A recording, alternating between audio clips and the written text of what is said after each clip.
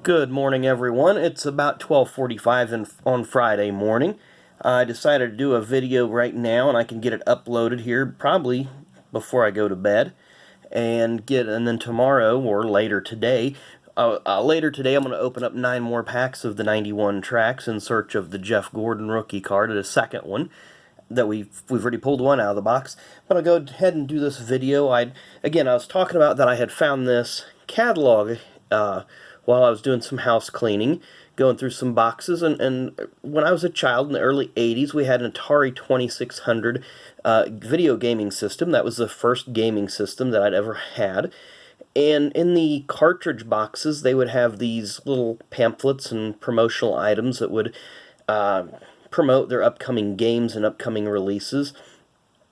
Well, this one, as you can see, the video computer system Atari catalog, kind of chronicles really quickly 49 of their cartridges, and this is the back, just very plain, has the Atari logo on it, a Warner Communications Company, 1982.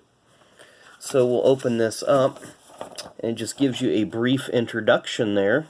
There you see the Atari 2600 gaming system. It shows Pac-Man on the screen, and there you see 2 rows of their cartridges, or the boxes that the cartridges came in, I should say. And of course there's the traditional joystick controllers on either side of the console. So it just talks a little bit there about the Atari gaming system. And then here is your table of contents. So you have Skill, Classics, Space Station, Adventure Territory, Racetrack, Sports Arena, Combat Zone, and Learning Center. So I'll pan this out just a little bit so everybody can get a look at each page. Very basic artist work there. I'm sure they probably had an in-house artist just do these really generic sketches so that way they're not hit with any sort of lawsuits of image stealing. So Skill Gallery. Looks like a futuristic pinball machine. Futuristic from 1981 standards. So then they have a game here, excuse me, Demons to Diamonds, estimated availability July 1982. I'll just hold that there for a second so that way if you guys want to pause the screen and read about that game, I'm not going to read each description, but any of the games that I may have played I will tell you about. There was Breakout. Breakout was pretty popular. There's the screenshot of Breakout. Then you have Circus, Atari, and Human Cannonball.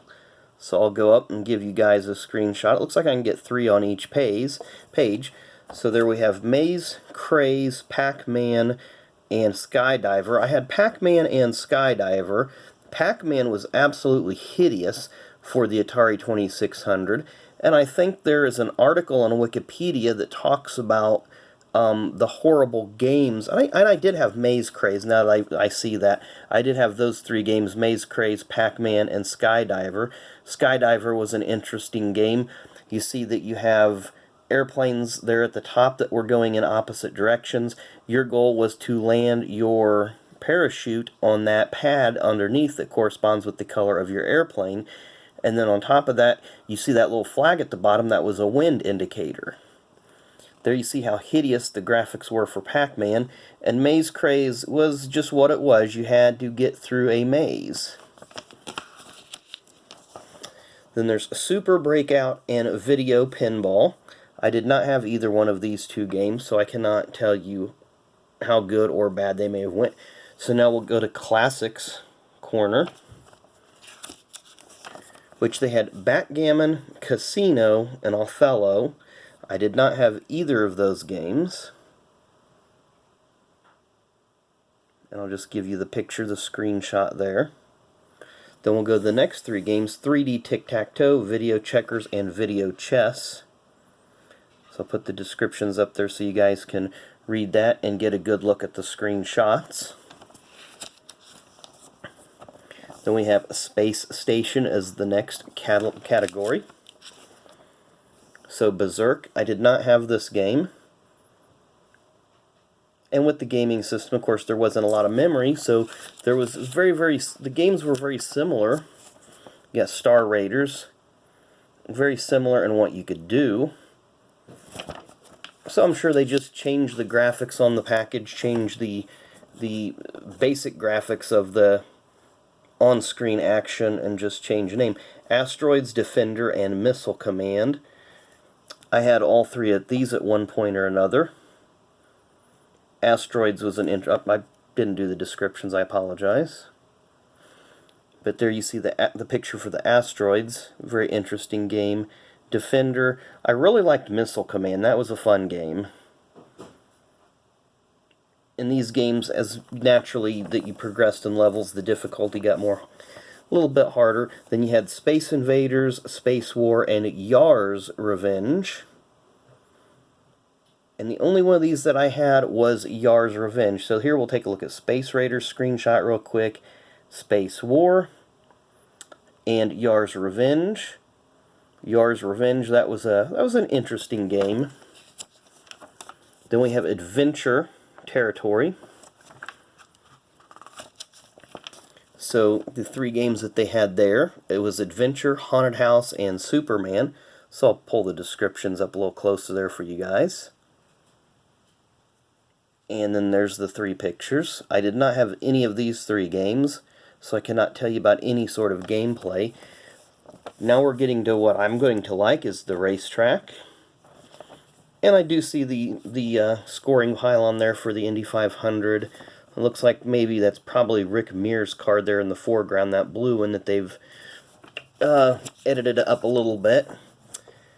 But here we go. We have Dodgem, Indy 500, and Night Driver. I had two of the three. I did not have Dodgem, but I did have Indy 500, and I did have Night Driver.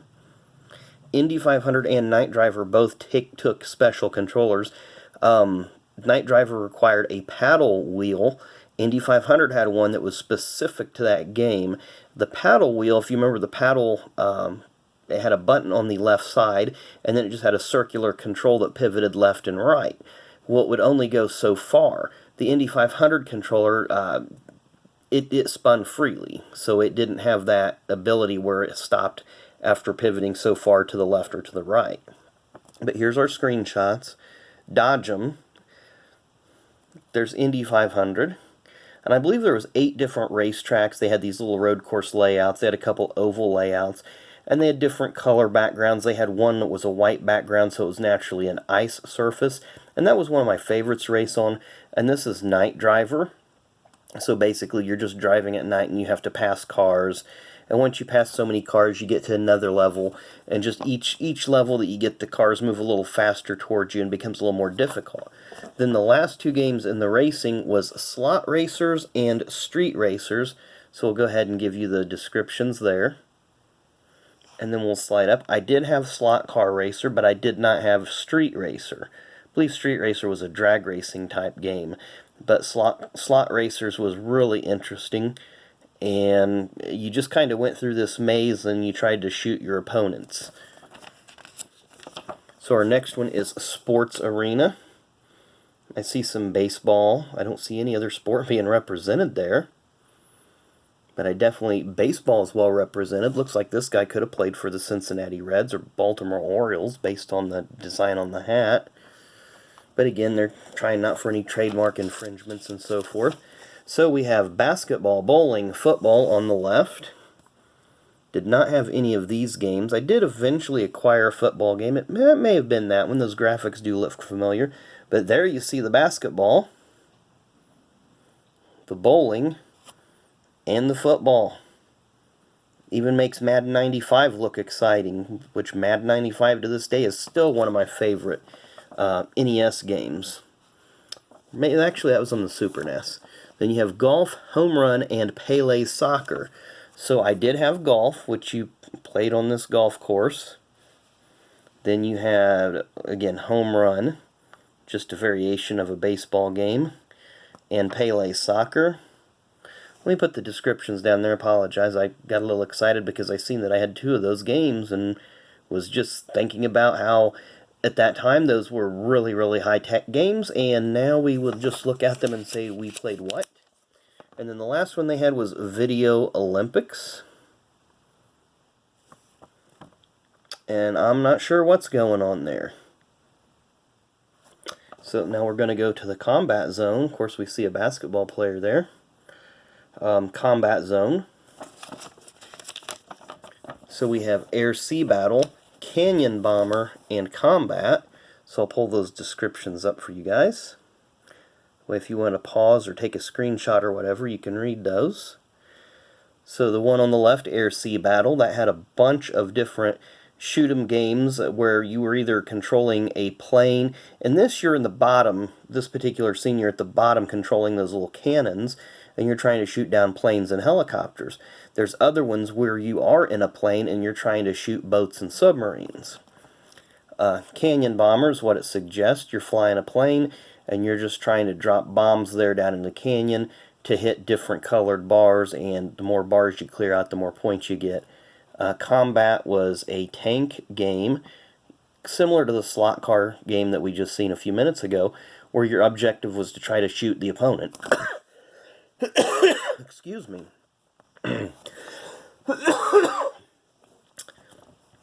Our last two in combat is Outlaw and Warlords.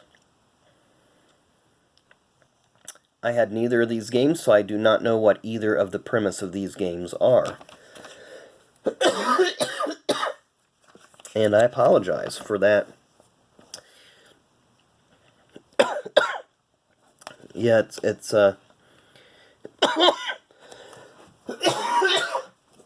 again, I apologize. My allergies are just eating me up right now. So they have a Math Grand Prix, which I didn't have this. Again, this is under Learning Center. We have Basic Programming, Brain Games, and Code Breaker. So there you see the 3 screenshots for those. Then we have a Game of Concentration and Hangman. There you see the screenshots on those. And this is the final couple of pages. This is your Atari 2600 console that gaming center that it's sitting up on top of. I believe cartridges can sit in that. It's got a drawer on it that pulls out. And this just tells you about like a cartridge holder that you can get, the gaming case.